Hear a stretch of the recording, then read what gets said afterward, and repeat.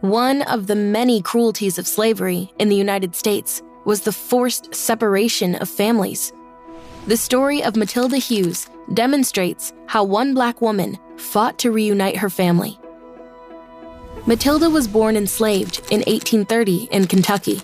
When she was a child, her family disputed their enslavement, arguing that their former enslaver had promised them their freedom.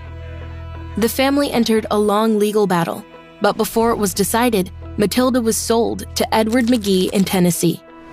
In Edward's house, Matilda worked as a cook and endured cruel treatment.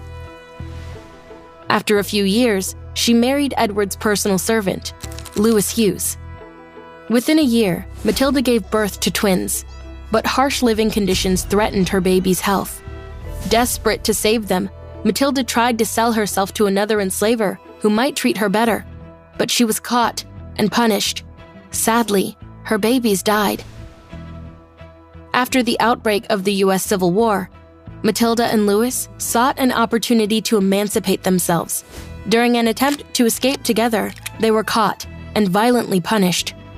Edward repeatedly moved Matilda and Lewis to prevent Union soldiers from finding and liberating them. When Edward died, his father held them in Alabama, where Matilda gave birth to a new baby. Lewis finally reached Union soldiers who could free them in July 1865.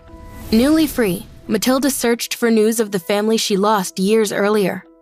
Based on a rumor, they traveled to Cincinnati and found Matilda's mother and sister.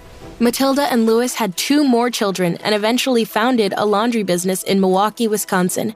Together, they worked hard to build a successful life, surrounded by the people they loved.